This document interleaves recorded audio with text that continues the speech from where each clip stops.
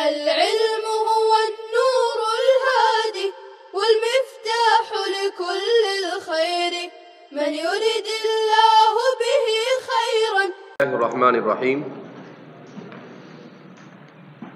علم قراءت کے سلسلے میں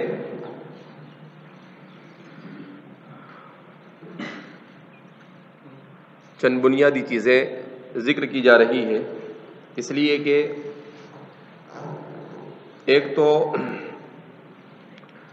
عام طور پر علم قراءت یہ ہمارے مدارس میں ایک بیچارہ مظلوم علم ہے.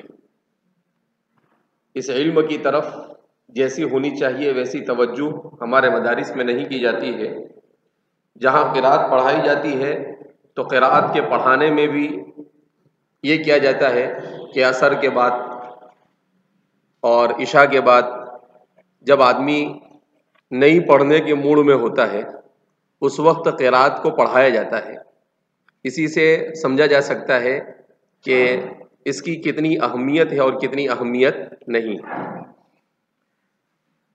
جبکہ علم قراءت اس کا تعلق قرآن کریم سے ہے اور ہمارے مدارس میں تعلیم و تعلم کا اصل مقصد ہی قرآن ہے. باقی تمام کے تمام چیزیں یہ وسیلے کی حیثیت رکھتی ہے، یہ تمام کے تمام چیزیں یہ زینے کی حیثیت رکھتی ہے. اصل مقصود ہے قرآن کریم کو پڑھنا، پڑھانا، سمجھنا اور تعلیمات قرآنیہ پر عمل کرنا. تو علم قراءت کے سلسلے میں سب سے پہلے ہم یہ جانتے ہیں کہ علم قراءت اس کی تعریف کیا ہے. قراءت یہ اصل میں بنا ہے قراء سے. قراء کے معنی، اصل معنی عربی زبان کے اندر میں آتے ہیں الجمع، جمع کرنا. قراء کے معنی پڑھنا، یہ اس کے معنی لغوی نہیں. قراء کے معنی حقیقی اور معنی لغوی جو اصل ہے وہ ہے الجمع، جمع کرنا. پھر اس کے بعد عربی زبان میں قراء کا استعمال پڑھنے کے معنی میں ہونے لگا. کیا مطلب اس کا؟ کہ پہلے تو اس کو استعمال کیا گیا جمع کرنے کے معنی میں، اور پڑھنے والا بھی چونکہ حروف کو، اس کے بعد کلمات کو، اس کے بعد جملوں کو، سب کو جمع کر کر بولتا ہے. اس وجہ سے قراءت کو بھی کیا کہا جانے لگا؟ قراءت کہا جانے لگا. تو گویا کہ دونوں میں مناسبت ہے کہ جتنا زیادہ جمع کا معنی قراءت میں پایا جاتا ہے شاید کہیں اور نہیں پایا جاتا، کیونکہ آدمی لمحوں میں نہیں، سیکنڈوں میں نہیں، اس سے بھی کم مدت میں الفاظ کے الفاظ، حروف کے حروف سب کو اپنے دماغ میں جمع کرتا ہے اور جمع کرنے کے بعد اپنی زبان سے اس کو بولتا ہے. تو جمع کرنے کا جو معنی قراءت میں پایا جاتا ہے شاید باید ہی کسی اور جگہ پر پایا جاتا ہو، اور اتنی کثرت کے ساتھ. اس وجہ سے قراءت کو قراءت کہا جانے لگا. تو قراء کے معنی جمع کرنا، اس کے بعد اس کے اخیر میں اضافہ کر دیا گیا تا کا، تو وہ بن گیا قراءۃ فعالۃ کے وزن پر. تو اب اس کے معنی ہو گئے پڑھنا. اسی کی جمع ہے قراءات. اسی کی جمع کیا ہے؟ قراءات. اسی لیے امام راغب اصفہانی فرماتے ہیں قراءات کا معنی حروف اور کلمات کو ملا کر پڑھنا. حروف اور کلمات کو ملا کر پڑھنا. کیونکہ قراءت میں بھی ایسا ہی ہوتا ہے کہ علم القراءات میں نبی کریم صلی اللہ علیہ وسلم سے قرآن کریم کے پڑھنے کے جتنے انداز، جتنے اسلوب اور جتنے طریقے ہیں، ان تمام کے تمام طریقوں کو جمع کر کر پڑھنا سکھایا جاتا ہے علم القراءات میں. تو اس وجہ سے اس علم کو علم القراءات کہا جاتا ہے کہ جتنے بھی طریقے ہو سکتے ہیں ان تمام کے تمام طریقوں سے نبی کریم صلی اللہ علیہ وسلم کے طریقوں کو جمع کر کر پڑھایا جاتا ہے. یہ ہوئے قراءت کے معنی لغوی. اب قراءت کے معنی اصطلاحی کیا ہے؟ اصطلاح میں قراءت کس کو کہا جاتا ہے؟ معنی اصطلاحی کے سلسلے میں علماء نے اس کی مختلف تعریفات کی ہیں. اصطلاحاً علماء کی عبارتیں مختلف ہیں، جس کا خلاصہ شیخ محمد عمر بازمول نے بیان کیا ہے کہ تمام تعریفات 3 عناصر کو شامل ہیں۔ بہت ساری تعریفات کی گئی ہے، متقدمین نے بھی تعریفات کی ہے، متاخرین نے بھی تعریفات کی ہے، مگر ان تمام کے تمام تعریفوں کو ایک ساتھ بیان کرنا یہ مشکل ہے۔ تو فرماتے ہیں کہ تمام لوگوں کی تعریفات کو اگر سامنے رکھا جائے تو اس سے 3 چیزیں سمجھ میں آتی ہیں۔ نمبر 1، قراءتوں میں اختلاف کے مقامات، قراءتوں میں اختلاف کے مقامات، کہ کہاں کہاں پر قراءت میں علماء کے درمیان اختلاف ہوتا ہے، کہ نافع کیا پڑھتے ہیں، ورش کیا پڑھتے ہیں، ابن کثیر مکی یہ کیا پڑھتے ہیں، امام حفص یہ کیا پڑھتے ہیں۔ تو کہا کہ ان تمام کے تمام قراءتوں میں اختلاف کے مقامات کو ذکر کیا جاتا ہے علم قراءت میں۔ دوسرا نقل صحیح، دوسرا نقل صحیح، کہ علم قراءت میں ان چیزوں پر فوکس کیا جاتا ہے، ان چیزوں پر زیادہ توجہ دی جاتی ہے جو نقل صحیح سے پہنچی ہو ہم تک، چاہے وہ تواتر کے طور پر ہو، چاہے وہ آحاد کے طور پر ہو۔ اس لیے کہ ہم مطلق علم قراءت کی تعریف کر رہے ہیں، ہم اس وقت کس کی تعریف کرنے کی سمجھنے کی کوشش کر رہے ہیں، مطلق علم قراءت کی۔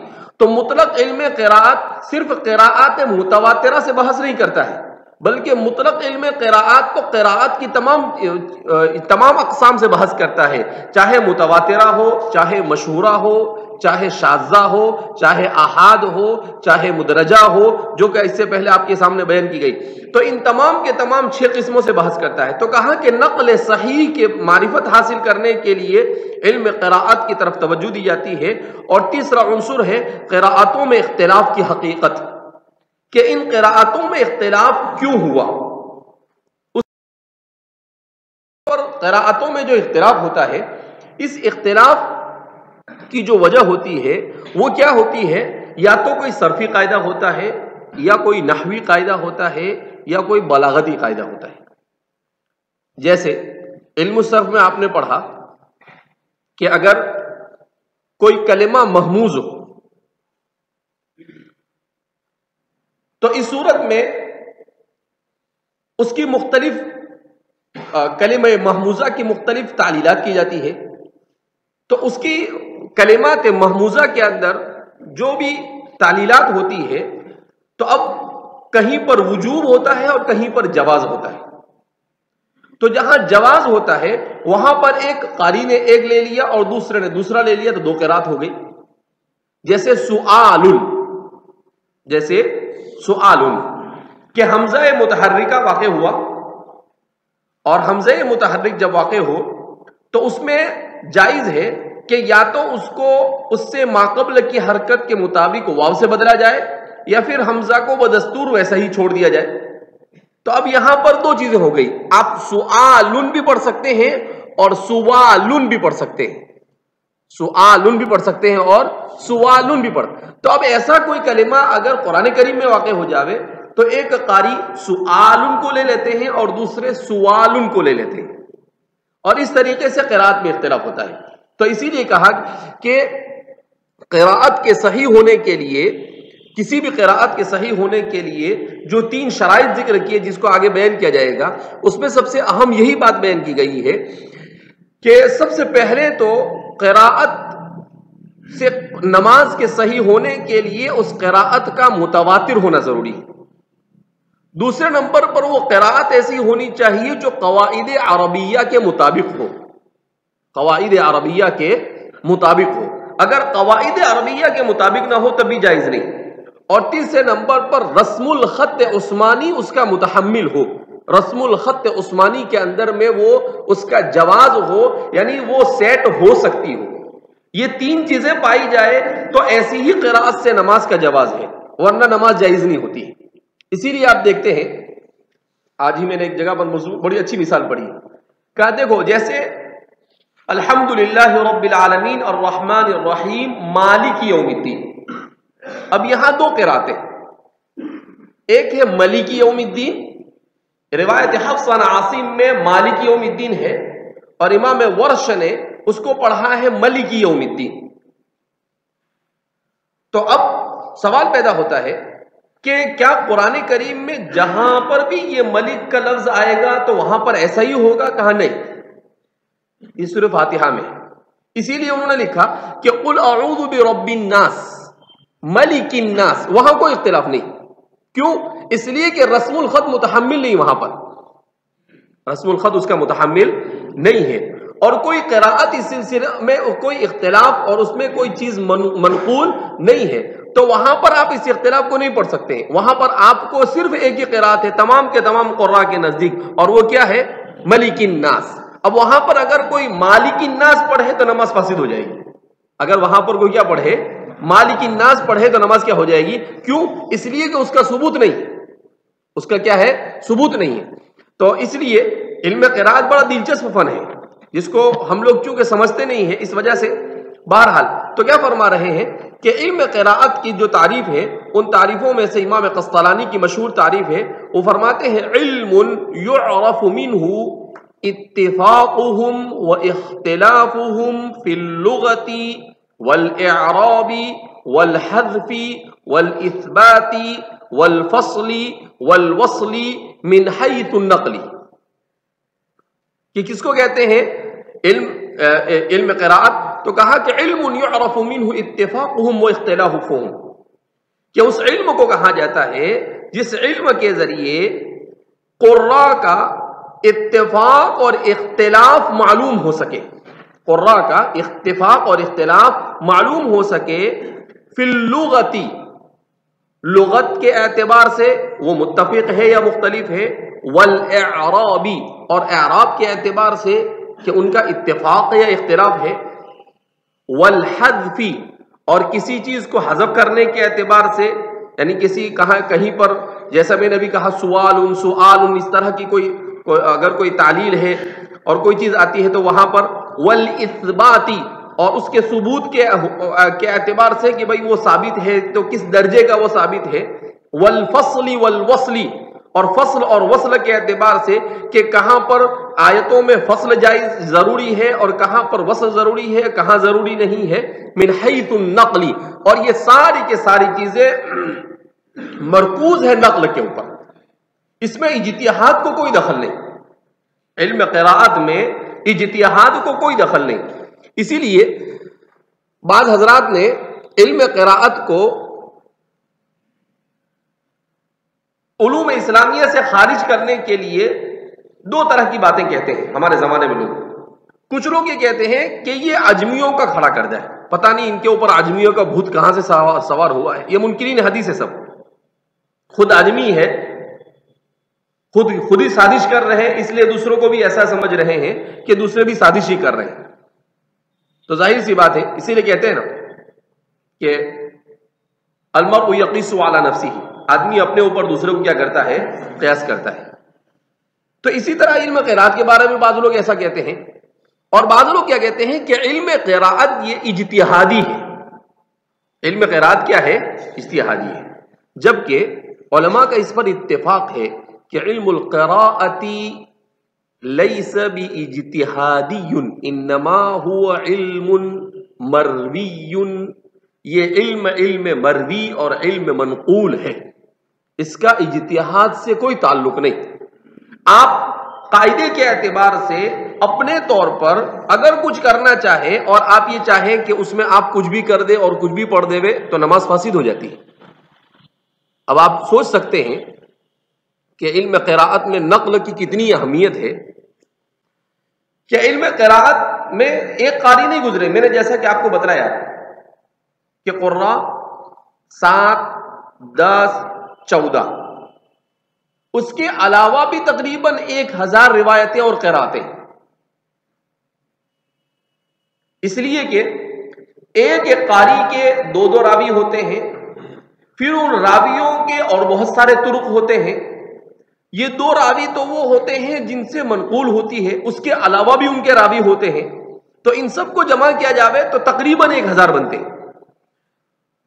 لیکن علم قراءت کے باب میں نقل کو اتنی اہمیت ہے کہ چاہے کتنا ہی بڑا بزرگ ہو، چاہے کتنا بڑا تابعی ہو، چاہے صحابی ہو، اگر ان سے نقل تواتر کے ساتھ نہیں ہے تو ان کی قراءت کے ذریعے سے نماز جائز نہیں ہوتی.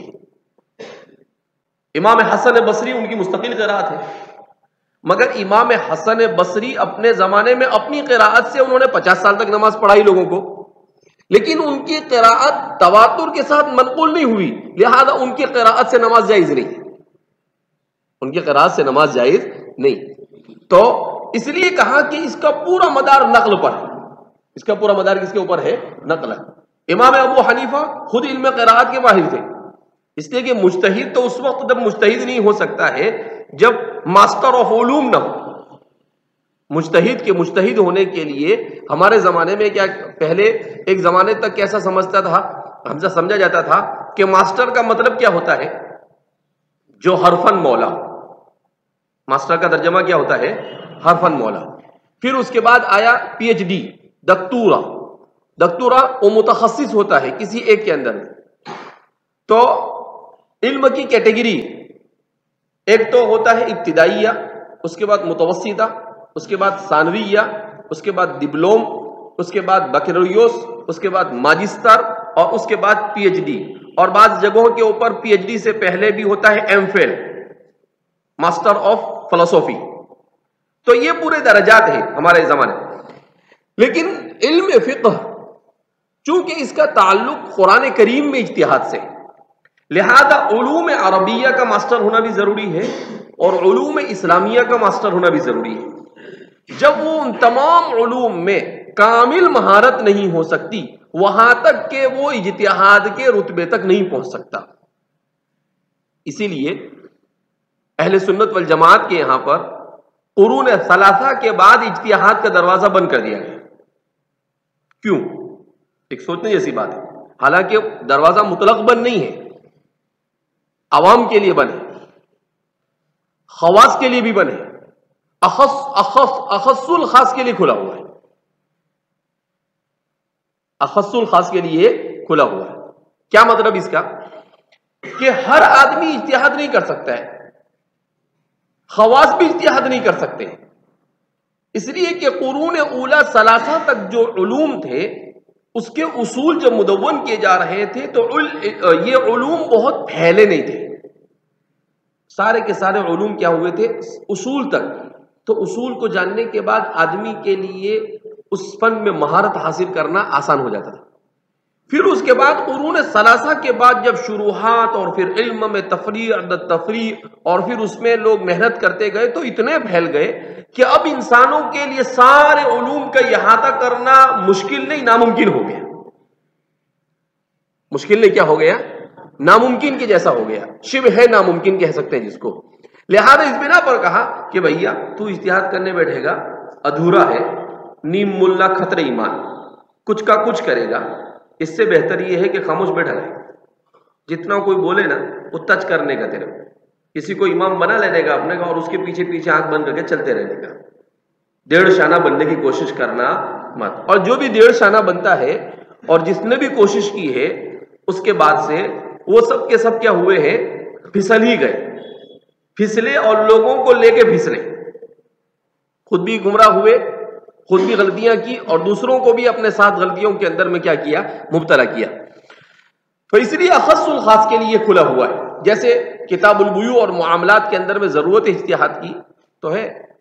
مولانا تقی صاحب آج بھی ہے، ان کو اجتہاد کا درجہ ہے کہ وہ اصول فقہ حنفی کی مکمل رعایت کرتے ہوئے اور ان معاملات کے جدید تمام طرق کو اچھی طرح سے جانتے ہوئے اجتہاد کر سکتے ہیں. مولانا جیسے 2-4 لوگ ہوں گے پوری دنیا میں، اس سے زیادہ کو یہ اجازت نہیں ہے. ورنہ سبھی اگر کرنے کے لیے بیٹھ جاوے تو ظاہر سی بات ہے کہ مسئلوں کی دکانیں کھل جاوے. مسئلوں کی کیا ہو جاوے؟ دکان. ڈال پیسہ دیکھ تماشا. تو اس لیے کہا کہ بھئی ہر ایک ایسا کر سکتا نہیں. ورع ہونا چاہیے، تقوی ہونا چاہیے، رسوخ فی العلم ہونا چاہیے. جو مسائل ہو رہے ہیں ان مسائل سے مکمل واقفیت ہونی چاہیے، اس کے حقائق اور اس کی کنہ تک پہنچا ہوا ہونا چاہیے. اس کے بعد جا کر اس کے لیے گنجائش ہوتی ہے کہ وہ اجتہاد کر کر مسئلے کو کیا کر سکتا ہے؟ بدلا سکتا ہے. تو یہی بیان کیا جا رہا تھا کہ علم قراءت کا پورا مدار یہ کس کے اوپر ہے؟ نقل کے اوپر ہے. اجتہاد کو اس سے کوئی لینا دینا نہیں ہے. جو لوگ یہ کہتے ہیں کہ یہ علم اجتہادی ہے، انہم علی الخطا، طہ حسین نے بھی کہا تھا کہ یہ تو ایک اجتہادی علم ہے.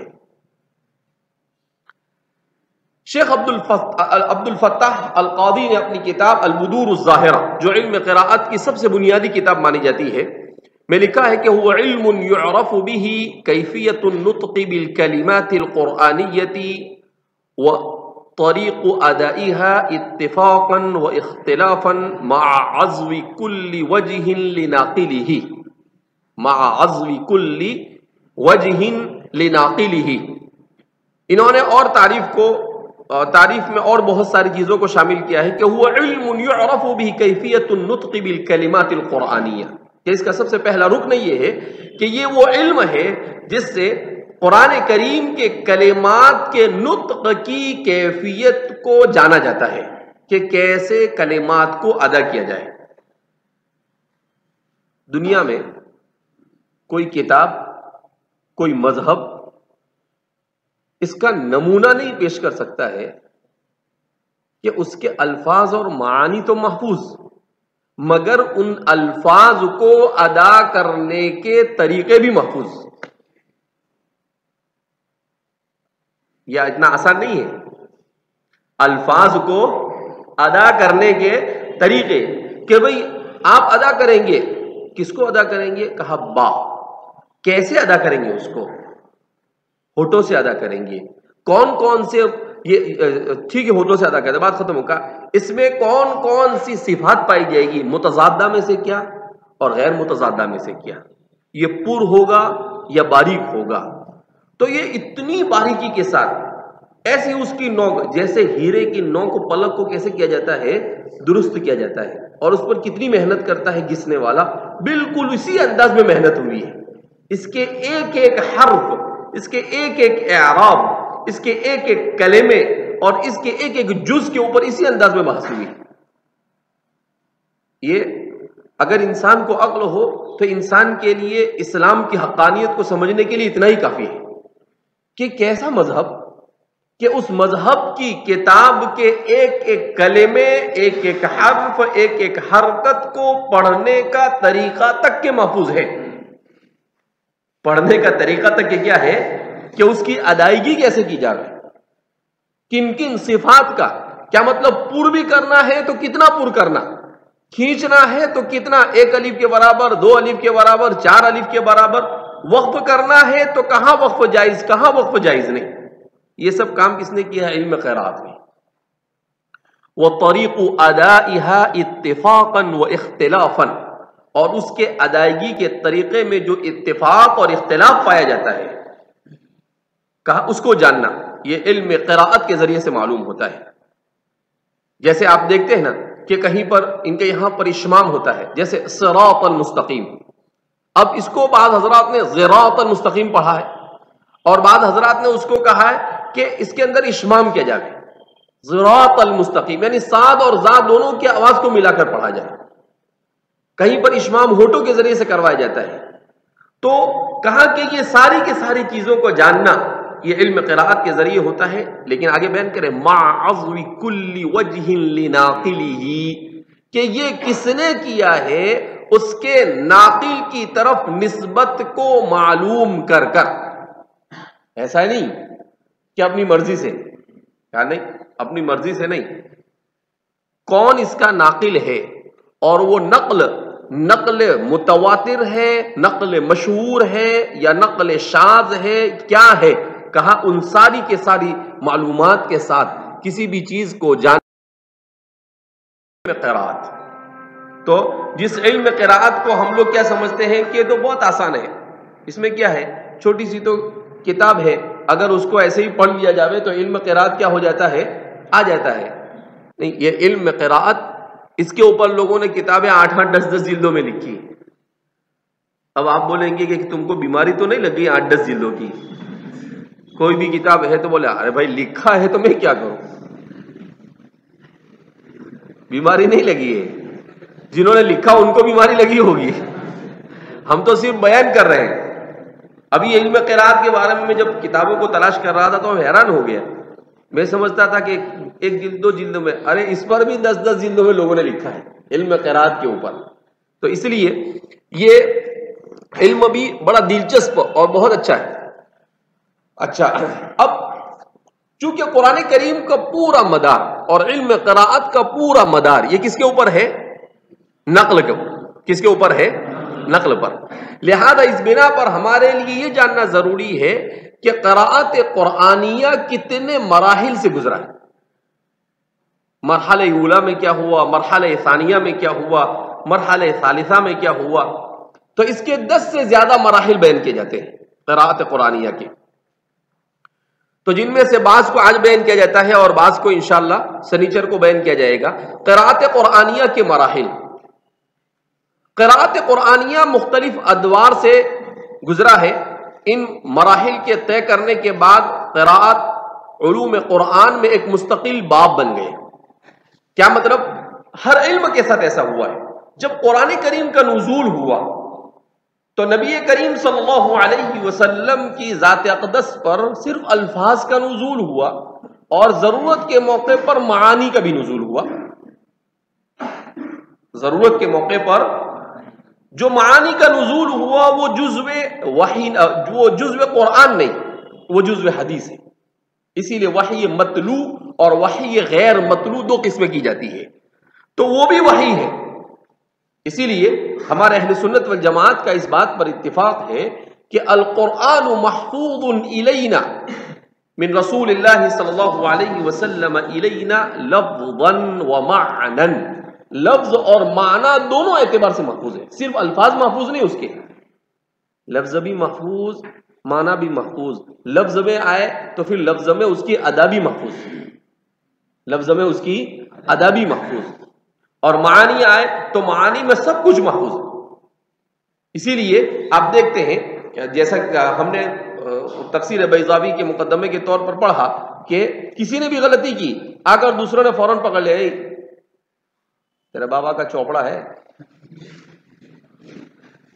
کچھ بھی تفسیر کرنا کیا کر دیا، شروع کر دیا. چل آجا میدان میں کٹھڑے میں لا کے اس کو کٹھڑے میں کیا کر دیا، کھڑا کر دیا اور کہا کہ اس نے یہ غلطی کی، یہ چلے گا ولے گا نہیں. اس لیے کہ یہ اصول سے مخالفت ہے، اصول سے مخالفت ہے اور اس کو برداشت کیا جائے گا نہیں. تو اس کو تو معانی میں بھی، اسی لیے معانی قرآن بھی محفوظ ہے. اگر قرآن کریم کے صرف الفاظ کو محفوظ رکھا جاتا، معانی کو نہ محفوظ رکھا جاتا، تو تب بھی لوگ 50% دین تو ایسے ہی الٹا کا سلٹا کر دیتے، کچھ کا کچھ کر دیتے. جب اتنا محفوظ کیا ہے تب ہم دیکھتے ہیں کہ بدعتی کیا کرتے ہیں، صلاۃ السلام علیک یا رسول اللہ، نہیں صاد کا معلوم نہیں سین کا معلوم، صلاۃ السلام علیک یا حبیب اللہ. لا بھائی، مائک میں اتنے زور زور سے پڑھتا ہے، کوئی ثبوت نہیں اس کا. پھر نماز ہوئی کہ کونے میں کھڑا ہو جاتا ہے، صلاۃ السلام علیک یا رسول اللہ. ابھی کیا کرتا ہے؟ بولے حضور آئے ہیں یہاں پہ تو حضور کو سلام کر رہا ہوں. حاضر ناظر کا مسئلہ. اتنا محفوظ رکھنے کے بعد یہ حشر کیا، تو اگر تھوڑا بھی کہیں پر چور دروازہ کھول دیا گیا ہوتا تو پتہ نہیں کیا حشر کرتے. اگر تھوڑا بھی چور دروازہ کیا کر دیا گیا ہوتا، کھول دیا گیا ہوتا، تو پتہ نہیں کیا حشر کرتے. اپنے کو بھی سمجھ میں نہیں آتا کہ کیا صحیح ہے اور کیا غلط ہے. اتنے علوم ایجاد ہوئے، ہزاروں علوم کو ایجاد کیا گیا، ہزاروں لوگوں نے اپنی ہزاروں نے، لاکھوں نے، کروڑوں لوگوں نے اپنی زندگیاں کھپائی، اپنا مال کھپایا، اپنے جان کھپائی، اپنا سب کچھ کھپایا، تب جا کر یہ دین اتنا محفوظ ہم تک 1442ویں ہجری میں ہے. سمجھ میں آئی بات؟ ہاں، نہیں تو ہمارے جیسے سستڑ لوگ اگر ہوتے تو میں نے کہا تھا نا کل کہ اگر اپنے کو ہم کو وہاں بھیج دیا ہوتا اور ان کو آج بھیج دیا گیا ہوتا تو ان کی وہ پہلے والوں کی تو باری ہی نہیں آتی. 14ویں صدی کی باری 15ویں صدی ہجری آنے والی نہیں تھی. اگر آج جو 15ویں صدی میں جو لوگ ہیں، ان لوگوں کو اگر اللہ رب العزت دوسری تیسری صدی میں بھیج دیتا تو شاید چوتھی 5ویں صدی تک کی دنیا کیا ہو جاتی؟ ختم ہو جاتی. کیوں؟ اس لیے کہ کھانے پینے موج مستی کرنے میں ایسے لوگ لگے ہوئے ہیں کہ بس ان کو کچھ پڑھی نہیں، علم سے لینا دینا نہیں، پڑھنے سے لینا دینا نہیں، عبادت سے کچھ لینا دینا نہیں. ایسا لگتا ہے کہ دنیا میں آئے ہیں اور اس دنیا میں ہمیشہ رہنے والے ہیں. کوئی دنیا میں ہمیشہ رہنے والا نہیں. کل ہمارے ایک دوست ہے مولانا ظفر اقبال صاحب، فلسفے کے بڑے ماہر ہیں. کل رات میں ان سے 11:30 بجے بات کر رہا تھا فون پر، تو انہوں نے عجیب بات بیان کی. انہوں نے کہا کہ مولانا یہ کہا کہ میرے ایک دوست ہے برطانیہ میں، یورپ میں، وہ یہ کہہ رہے تھے کہ اللہ کی وحدانیت کو تو ابھی بھی آج کی نسل جانتی ہے کہ وحدانیت کیا ہے، پڑھتے پڑھاتے ہیں، سمجھتے سمجھاتے ہیں. لیکن ایک چیز ہے جس کو فلسفہ جدیدہ نے بڑے رسوخ کے ساتھ اپنے تعلیم کے راستے سے اور میڈیا کے راستے سے سرایت کیا ہے. کہا وہ کیا؟ کہا نسیان آخرت، آخرت کی فراموشی. کہا ایسی ہے جیسا ایسا سمجھتا ہے آج کی نئی نسل، ایسا سمجھتی ہے کہ جیسے مرنا تو ہے ہی نہیں، اور مرنے کے بعد کی کوئی زندگی، کوئی حساب، کوئی کتاب تو جیسے ہونے والا ہی نہیں ہے. کہا ایسی زندگی گزارتے ہیں. کہا فلسفے کو اس انداز میں ان کو کالجوں کے اندر اور اسکولوں کے اندر میں فلسفہ پڑھایا جا رہا ہے. کہا کیسے پڑھایا جاتا ہے؟ کہا یہ دنیا تو خود بخود پیدا ہو گئی، خود بخود چل رہی ہے اور ختم ہونے والی نہیں.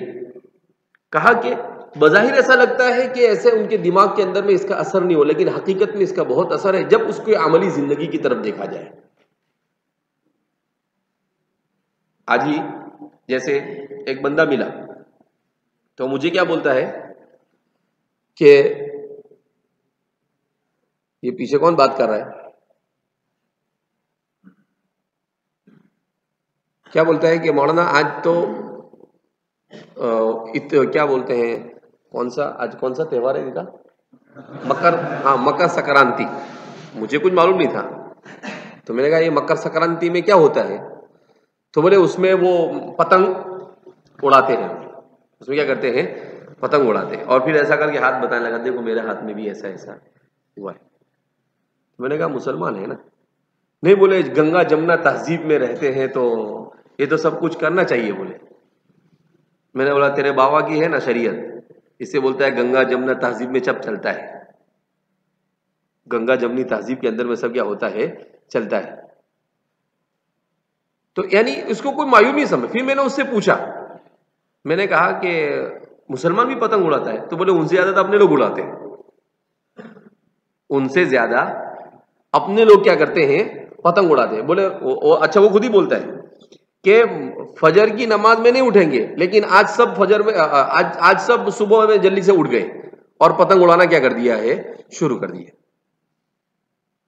تو مجھے فوراً وہ رات والی بات یاد آ گئی ظفر اقبال صاحب کی. میں نے کہا بالکل صحیح کہا انہوں نے کہ آج کی نسل ایسا سمجھ رہی ہے جیسے مرنا تو ہے ہی نہیں، آخرت کو بالکل کیا کر چکی ہے؟ فراموش. اسی لیے سیدنا حضرت ابوبکر صدیق رضی اللہ تعالیٰ عنہ فرمایا کرتے تھے، مجھے عجیب لگتا ہے حضرت ابوبکر کا یہ قول، وہ فرمایا کرتے تھے کہ اسلام کا عقید آخرت یہ انقلابی عقیدہ ہے.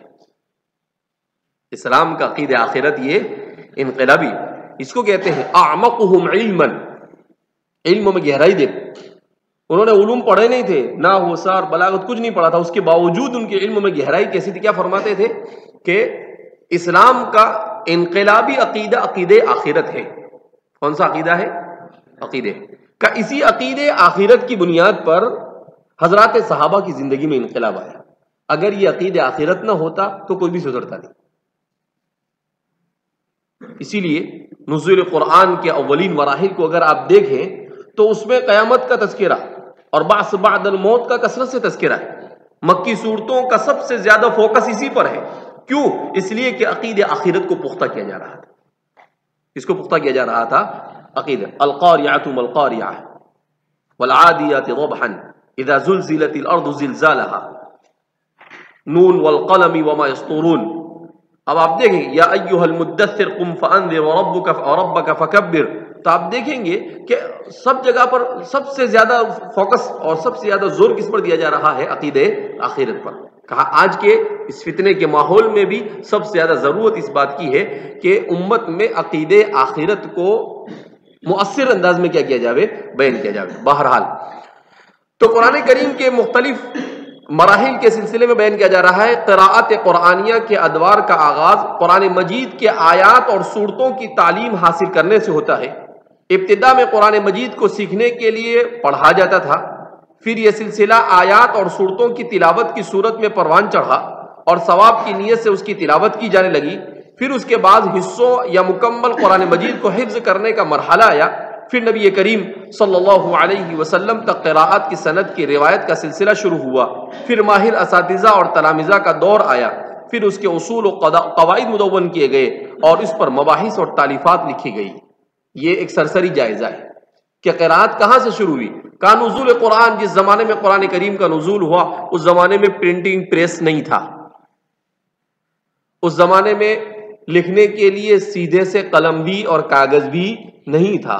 لہذا نبی کریم صلی اللہ علیہ وسلم کے اوپر جس قرآن کا نزول ہوتا تھا، جو صحابی لکھنے والا وہاں موجود ہوتا تھا، کاتب وحی جن کی تعداد 40 بیان کی جاتی ہے، ان میں سے جو وہاں پر ہوتا تھا آپ صلی اللہ علیہ وسلم وحی کے مکمل ہونے کے بعد اس کو پڑھ کر سنا دیتے تھے اور وہ اس کو لکھ لیا کرتے تھے. کبھی کپڑے پر لکھ لیا، کبھی چمڑے پر لکھ لیا، کبھی کاغذ پر لکھ لیا، جو چیز بھی ہاتھ لگ گئی وہاں میسر. اس طریقے سے قرآن کریم کو پہلے مرحلے میں جمع کیا گیا. پھر نبی کریم صلی اللہ علیہ وسلم نے حضرات صحابہ کو اس کو پڑھانا شروع کیا. پہل صحابہ نے اس کو پڑھنا شروع کیا، پھر اس کے بعد صحابہ نے اسے حفظ کرنا شروع کیا، پھر اس کے بعد صحابہ نے اسے سمجھنا شروع کیا، پھر اس پر عمل کرنا شروع کیا. پھر اس کے بعد ان کے جو تلامذہ آئے ان تلامذہ نے ان صحابہ سے سیکھا. ایسا کرتے کرتے کرتے اس کے تدوین کا دور 3ری-4 صدی ہجری میں پہنچ کر اس کے تدوین کا زمانہ آتا ہے. پہلا مرحلہ قراءت قرآنیہ کے آغاز پر مشتمل ہے، جس میں سیدنا حضرت جبریل علیہ السلام نے نبی کریم صلی اللہ علیہ وسلم کو پہلی وحی میں سورۃ العلق کی ابتدائی 5 آیات قرآنیہ کی تعلیم دی، جیسا کہ اکثر مفسرین کا خیال ہے. اکثر مفسرین کا کہنا ہے کہ سورہ علق پوری نازل نہیں ہوئی، بلکہ سورہ علق کی 5 آیت، اقرأ بسم ربک الذی خلق خلق الانسان من علق اقرأ وربك الأكرم الذي علم بالقلم علم الانسان ما لم يعلم. یہ 5 آیتیں. تو یہ 5 آیتیں نبی کریم صلی اللہ علیہ وسلم پر سب سے پہلے حضرت جبریل علیہ السلام لے کر آئے. جیسا کہ مشہور ہے کہ کان رسول اللہ صلی اللہ علیہ وسلم فی غاری، کون سی غار؟ غار حرا میں تھے.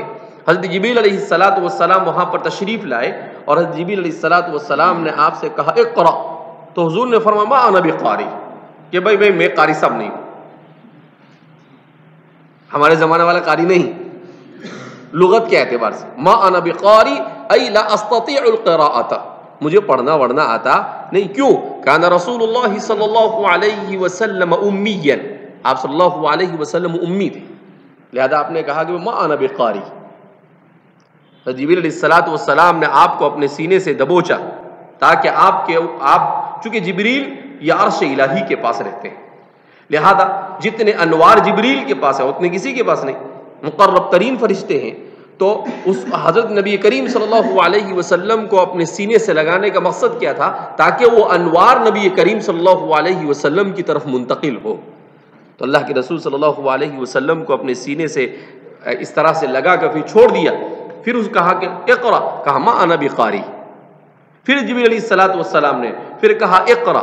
پھر اللہ کے رسول صلی اللہ علیہ وسلم نے اقرأ بسم ربک الذی خلق خلق الانسان من علق اقرأ وربک الاکرم پڑھنا کیا کر دیا؟ شروع کر دیا. تو یہ سب سے پہلی وحی تھی جو نبی کریم صلی اللہ علیہ وسلم پر نازل ہوئی. تو سب سے پہلے انوارات، اللہ کے تقرب کی برکت سے جو انوارات جبریل کے پاس تھے ان انوارات کو منتقل کیا گیا، اور ان انوارات کو منتقل کرنے کے بعد پھر اس کے بعد حضرت جبریل علیہ السلام کے کہنے پر آپ نے پڑھنا شروع کیا. اور یہ سب سے پہلے وحی اکثر مفسرین کی رائے میں سورۃ العلق سب سے پہلے نازل ہوئی اس کو لے کر جبریل علیہ السلام نازل ہوئے اور آپ غار حرا میں موجود تھے. چنانچہ جبریل علیہ السلام نے آپ کو اس سورہ کی ابتدائی 5 آیتیں سکھلائی. یہ بات واضح ہے کہ نبی کریم صلی اللہ علیہ وسلم نے اس وحی الہی کو جبریل علیہ السلام سے تعلیم کی غرض سے پڑھا تھا. غرض سے پڑھا.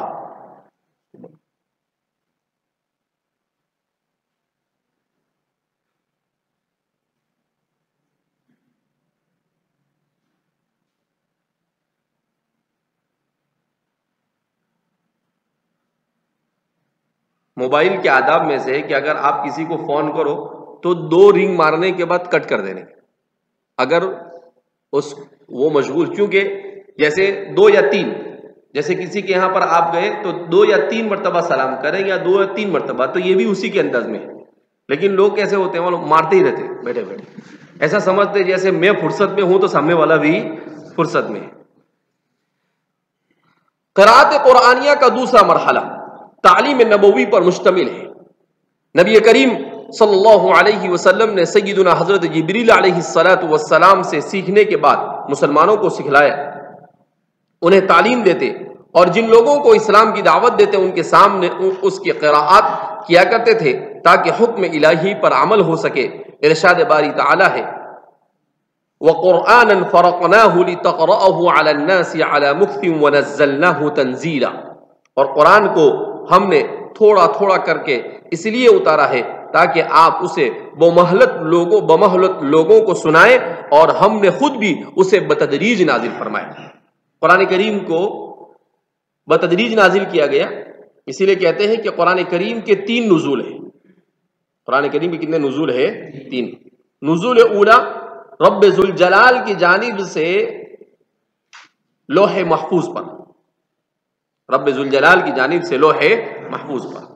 نزول ثانیہ لوح محفوظ سے بیت معمور پر، پہلے آسمان پر. اور نزول ثالثہ نجمن بیت معمور سے لے کر نبی کریم صلی اللہ علیہ وسلم کی ذات اقدس پر 23 سال کے عرصے میں. کتنے سال کے عرصے میں؟ 23 سال. اس طرح سے اللہ کے رسول صلی اللہ علیہ وسلم پر قرآن کریم کا نزول ہوا. تو کہا یہ دوسرے مرحلے میں آپ سیکھتے تھے جبریل سے اور پھر اس کے بعد صحابہ کو سکھاتے تھے.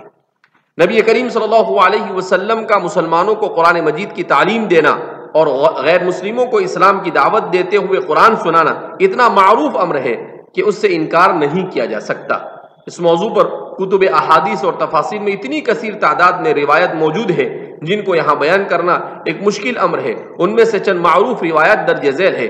سیدنا حضرت عثمان بن عفان رضی اللہ تعالی عنہ، حضرت عبداللہ بن مسعود رضی اللہ تعالی عنہ اور سیدنا حضرت ابی بن کعب رضی اللہ تعالی عنہ سے مروی ہے کہ ان رسول اللہ صلی اللہ علیہ وسلم كان يقرئهم العشر فلا يجاوزونها الى 10 اخرى حتى يتعلموا ما فيها من العمل فيعلمهم القرآن والعمل جميعا.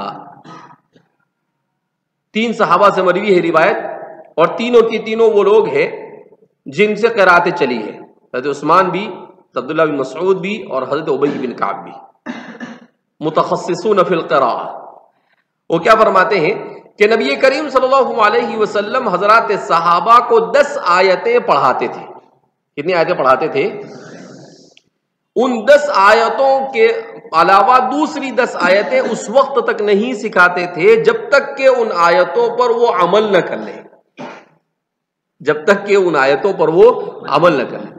پھر جب وہ اس پر عمل کرتے تھے تو پھر آگے کی 10 آیتیں سکھاتے تھے. اس طرح سے حضرات صحابہ قرآن کریم کا سیکھنا اور اس پر عمل کرنا دونوں ساتھ میں کرتے تھے. ایسا نہیں کہ پہلے سیکھ لو بعد میں کریں گے عمل فرصت سے، اگر موقع ملا تو، اللہ نے موقع دیا تو. کہا نہیں، ادھر پڑھتے تھے اور آن دی اسپاٹ فوراً اس پر کیا کرتے تھے؟ عمل کرتے تھے بغیر کسی تاخیر کے. تو اس طرح سے اس روایت میں حضرات صحابہ فرماتے ہیں کہ نبی کریم صلی اللہ علیہ وسلم کے صحابہ نے اس کو اس طریقے سے کیا کہ علم اور عمل دونوں، اور اسی لیے بہت مضبوطی سے محفوظ رہا. اس لیے کہ جس علم پر پریکٹیکلی طور پر جب عمل ہو جاتا ہے تو پھر اس کے بھولنے کا کوئی سوال ہی نہیں پیدا ہوتا. اسی لیے آپ دیکھیں گے ہمارے محدثین کے یہاں پر، قرن اول کے محدثین کے یہاں پر، اگر کوئی محدث لکھا ہوا پڑھ کر سناتا تھا حدیث تو اس کا اعتبار نہیں کیا جاتا تھا. قرن اول میں لکھا ہوا ہے وہ پڑھ کر سناتا تھا تو اس کا اعتبار نہیں کرتے. اسی لیے عن عمرو بن شعیب عن ابیہ عن جدہ والی جو روایت ہے مشکوٰۃ شریف میں، اس روایت کے سلسلے میں محدثین کا یہ اختلاف ہے کہ عمرو بن شعیب عن ابیہ عن جدہ جو ہے وہ کان یقرأ من الصحیفہ. تو جو محدثین ایسے کہتے ہیں کہ یہ لکھا ہوا نہیں چلتا ہے تو کوئی کچھ بھی لکھ سکتا ہے. سینے میں محفوظ کرنے کا اتنا زبردست رواج تھا کہ لکھے ہوئے کا اعتبار نہیں ہوتا تھا، کہ لکھا ہوا تو غلط ہو سکتا ہے مگر سینے میں غلط نہیں ہو سکتا کچھ. تو اسی وجہ سے بہت سارے محدثین کی روایت کو اس لیے نہیں لیتے کان یقرأ من الصحیفہ، کہا وہ تو صحیفے سے پڑھتے تھے. کہا نہیں، صحیفے سے نہیں، جو علم آپ تک پہنچا ہے صحابہ سے اس کو سیدھا سیدھا اپنی زبان سے سیدھا نقل کرو، سینہ بسینہ. قراءت قرآنیہ کا تیسرا مرحلہ مسلمانوں کے باہم ایک دوسرے کو قرآن مجید کی تعلیم دینے پر مشتمل ہے، اور یہ تعلیم نبی کریم صلی اللہ علیہ وسلم کے حکم اور ارشاد پر دی جاتی تھی، اور آپ نے خود بھی یہ سلسلہ قائم رکھا. امام بخاری نے اپنی سند کے ساتھ ابو اسحاق سے وہ سیدنا برا رضی اللہ تعالیٰ عنہ سے روایت کرتے کہ انہوں نے فرمایا نبی کریم صلی اللہ علیہ وسلم کے صحابہ کرام رضوان اللہ تعالیٰ عنہ مجمعین میں سب سے پہلے سیدنا مصعب بن عمیر رضی اللہ تعالی عنہ اور سیدنا ابن ام مکتوم رضی اللہ عنہ ہمارے پاس مدینہ منورہ تشریف لائے. وہ دونوں ہمیں قرآن مجید پڑھاتے تھے. پھر سیدنا عمار رضی اللہ تعالیٰ عنہ اور سیدنا بلال رضی اللہ تعالیٰ عنہ آئے. جب نبی کریم صلی اللہ علیہ وسلم نے مکہ فتح کر لیا تو سیدنا معاذ بن جبل رضی اللہ تعالیٰ عنہ کو تعلیم دینے کے لیے چھوڑ دیا. جب بھی کوئی شخص ہجرت کر کے مدینہ منورہ آتا تو نبی کریم صلی اللہ علیہ وسلم اسے حفاظ کرام میں سے کسی آدمی کے حوالے کر دیتے تاکہ وہ اسے قرآن مجید سکھلائے. یہ صحابہ کا طریقہ تھا. اسلام کے سب سے پہلے داعی اول داع فی الاسلام مصعب بن عمیر، حضرت مصعب بن عمیر. اس لیے کہ مکہ مکرمہ میں نبی کریم صلی اللہ علیہ وسلم نے 10 سال تک دعوت دی، تلک عشرۃ کاملہ. لیکن مکہ میں قریش اسلام میں داخل نہیں ہوئے، اکثریت ان کی، بہت کم لوگ اسلام میں داخل ہوئے. 10 سال کی محنت کے بعد مشکل سے 100-200 لوگ، بعض روایتوں کے مطابق 300 یا 400 لوگ اس سے زیادہ اسلام میں داخل نہیں ہوئے. پھر اس کے بعد حضرات صحابہ کرام رضوان اللہ تعالیٰ مجمعین اور نبی کریم صلی اللہ علیہ وسلم نے دیکھا کہ بھئی یہ تو عجیب و غریب صورتحال ہے. اب یہ خبر پہنچی مدینہ والوں کو، جو اس وقت مدینہ نہیں تھا بلکہ یثرب تھا. تو اہل یثرب حج کے موقع پر نبی کریم صلی اللہ علیہ وسلم سے ملے بیعت عقبہ اولا میں، اور آپ صلی اللہ علیہ وسلم سے ملاقات ہوئی اور کچھ لوگ اسلام میں داخل ہوئے. پھر بیعت عقبہ ثانیہ میں، اس سے پہلی مرتبہ میں 10 یا 12 لوگ تھے، اور پھر دوسری بیعت کے اندر میں تقریباً 70 لوگ تھے. تو بیعت عقبہ ثانیہ میں وہ نبی کریم صلی اللہ علیہ وسلم کو پھر حج میں ملے، اور آپ صلی اللہ علیہ وسلم کے ساتھ آپ کے چچا حضرت عباس بھی تھے. حضرت عباس ابھی اسلام میں داخل نہیں ہوئے تھے، لیکن ابو طالب کے بعد نبی کریم صلی اللہ علیہ وسلم کا پورا خیال رکھتے تھے. وَكَانَ مِنْ أَغْنِيَاءِ الْمَدِينَةِ، مکہ، وہ مکہ مکرمہ کے مالداروں میں سے تھے حضرت عباس رضی اللہ تعالیٰ. تو انہوں نے اللہ کے رسول صلی اللہ علیہ وسلم سے کہا کہ جب آپ کے یہاں کے لوگ اسلام میں نہیں داخل ہو رہے ہیں تو آپ ہمارے ساتھ چلیے مدینہ. تو نبی کریم صلی اللہ علیہ وسلم نے کہا کہ میں تو مأمور من اللہ کا جو حکم ہوگا وہ. حضرت عباس نے کہا کہ دیکھو یہ میرے بھتیجے ہیں، ایسا مت سمجھو کہ یہ اکیلے ہیں، اگر تم انہیں سنبھال سکتے ہو تو لے جاؤ، اگر تم انہیں نہیں سنبھال سکتے ہو تو ہم ان کی حفاظت کریں گے. اس لیے کہ تم انہیں لے جاؤ گے اس کا مطلب یہ ہے کہ تم پورے جزیرت العرب سے عداوت اور دشمنی مول لو گے، اور پورا جزیرت العرب یہ تمہارا دشمن بن جائے گا. تو کیا تم ان کی حفاظت کرو گے؟ تو حضرت مقداد فرماتے ہیں کہ انصار کے جو اوس و خزرج کے صحابہ تھے، حضرت سعد بن زرارہ اور حضرت برا اور ان لوگوں نے کہا کہ ہم ان کی حفاظت کریں. نقاتل دونہ، ان کے خاطر جانیں بھی قربان کر دیں گے، ان کی ہر طرف سے ہم ان کے اوپر اپنی جانیں نچھاور کر دیں گے. کہاں اگر اس طرح سے کرتے ہو تو پھر ہم اجازت دیں گے. پھر آپ صلی اللہ علیہ وسلم سے کہا کہ ہم اسلام میں تو داخل ہو گئے اتنے سارے لوگ، آپ کوئی آدمی ایسا بھیجیے جو ہمیں اسلام سکھائے. تو اللہ کے رسول صلی اللہ علیہ وسلم نے قریش کے ایک نوجوان حضرت مصعب بن عمیر کو بھیجا. وَكَانَ شَبِيهُ رسول اللہ صلی اللہ علیہ وسلم، اور وہ نبی کریم صلی اللہ علیہ وسلم کی شکل و صورت میں مشابہ تھے، ملتے جلتے تھے. مکہ مکرمہ کے حسین و جمیل اور بہت مالدار صحابی تھے مصعب بن عمیر. تو مصعب بن عمیر اللہ کے رسول صلی اللہ علیہ وسلم پر اسلام لائے. ایک کپڑا ایک مرتبہ پہنتے تھے، اس کو دوسری بار نہیں پہنتے تھے. ایک کپڑے کو ایک مرتبہ پہنتے تھے، اتنے صاحب ثروت تھے. اور فرماتے ہیں کہ وہ ایسی خوشبو لگاتے تھے کہ وہ جب خوشبو لگا کر اپنے گھر سے نکلتے تھے تو پوری مکہ والوں کو پتہ چل جاتا تھا کہ خرج مصعب من بیتہ، کہ مصعب اپنے گھر سے نکلا ہے. ایسی خوشبو لگاتے تھے. وہ اسلام میں داخل ہوئے اللہ کے رسول صلی اللہ علیہ وسلم کی تعلیمات سے متاثر ہو کر. تو آپ صلی اللہ علیہ وسلم نے انہی کو بھیج دیا کہ مصعب تم چلے جاؤ. حضرت مصعب بن عمیر آئے. آگے اب یہ آئے گا کہ مصعب بن عمیر کہاں پر ٹھہرے، کہاں کہ دار القرہ میں ٹھہرے، دار القرآن میں. وہاں پر آ کر دار القرہ میں کیا ہوئے، وہ ٹھہرے مکہ مکرمہ میں. حضرت مصعب بن عمیر رضی اللہ تعالیٰ عنہ کو ایک مرتبہ میں نے خواب میں دیکھا تھا. نبی کریم صلی اللہ علیہ وسلم کے پیارے صحابی، میں شاید مشکات یا پنجم میں پڑھتا تھا. تو اس زمانے میں ایک مرتبہ دوپہر میں سونے کی عادت نہیں تھی، تو ایک مرتبہ ایسی آنکھ لگ گئی. تو اذان سے پہلے پہلے دیکھا خواب میں کہ ایک شخص ہے جو اونٹ پر سوار ہو رہا ہے اور وہ جا رہے ہیں. تو میرے بازو میں کوئی کھڑا ہوا ہے. میں اس سے پوچھتا ہوں هل تعرف من هذا، عربی میں، تم جانتے ہو یہ کون ہے؟ تو وہ نفی میں جواب دیتا ہے کہ لا انا لا اعرف. تو میں کہتا ہوں هذا مصعب بن عمیر، کہ یہ کون ہے؟ مصعب بن عمیر ہے. وہ يذهب الى المدینة للدعوة، دعوت کی غرض سے یہ مدینہ منورہ جا رہے ہیں. اور اس کے بعد ظہر کی اذان ہو گئی اور میری آنکھ کیا ہو گئی، کھل گئی. تو حضرت مصعب بن عمیر کو درمیانہ قد اور انتہائی حسین و جمیل. تو اللہ کے رسول صلی اللہ علیہ وسلم نے ان کا انتخاب کیوں کیا؟ کہا ان کا انتخاب اسی لیے کیا تھا، اس لیے کہ وہ دکھنے میں بھی اچھے تھے، زبان بھی بڑی اچھی تھی، اور قرآن بہت اچھا پڑھتے تھے. قرآن کیا کرتے تھے؟ بہت شاندار قرآن پڑھتے تھے. تو اسی لیے فقہ الدعوہ کے ماہرین نے لکھا ہے کہ اس کا مطلب یہ ہے کہ داعی کو بھی ان صفات کا حامل ہونا چاہیے. تو حضرت مصعب بن عمیر ہی کہ مدینہ منورہ میں اسلام بجہود مصعب بن عمیر، یہ حضرت مصعب بن عمیر کی محنتوں کا ثمرہ. پورے انصار کے ایمان کا صحرا اگر کسی کے سر جاتا ہے تو وہ کس کے سر جاتا ہے؟ مصعب بن عمیر. بڑے ذہین و فطین، متحمل، داعی کے لیے ضروری ہے چیز.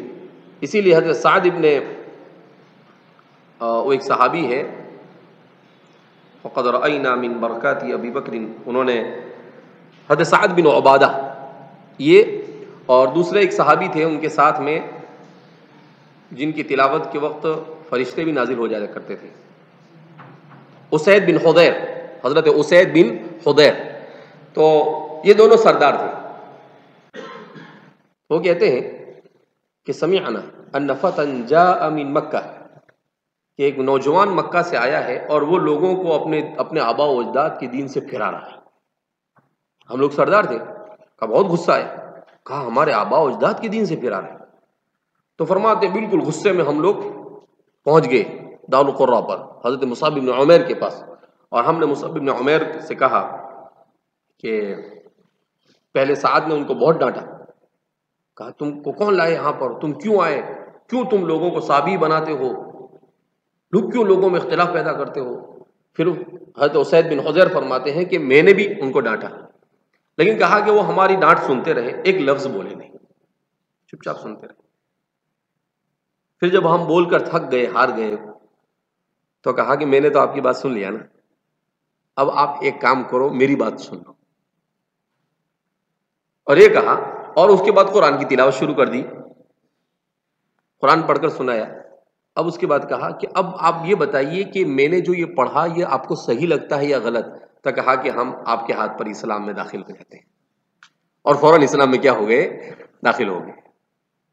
ایسا ان کا انداز اور طریقہ تھا. کہا ہم اتنا برا بھلا بولے، مگر انہوں نے اوپر سے نیچے اپنی آنکھ بھی اٹھائی، سب سنتے رہے اور پھر کچھ کہا نہیں، قرآن سنا دیا. اور جیسے ہم نے قرآن سنا، ہم نے کہا یہ تو حق ہے.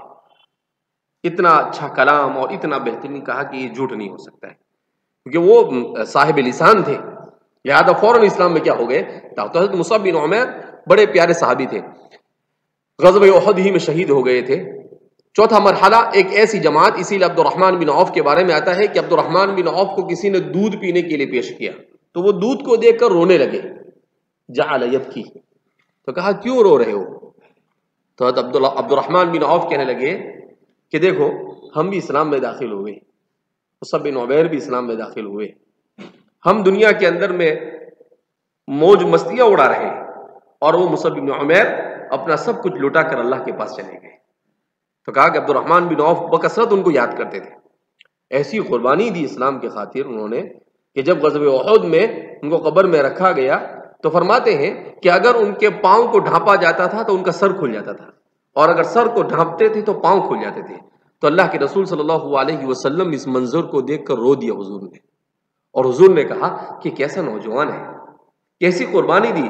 جو ایک کپڑا اپنے بدن پر لگانے کے بعد دوسری مرتبہ نہیں لگاتا تھا، اس نے ایسی قربانی دی کہ آج اس کے کفن کے لیے پورا کپڑا بھی نہیں.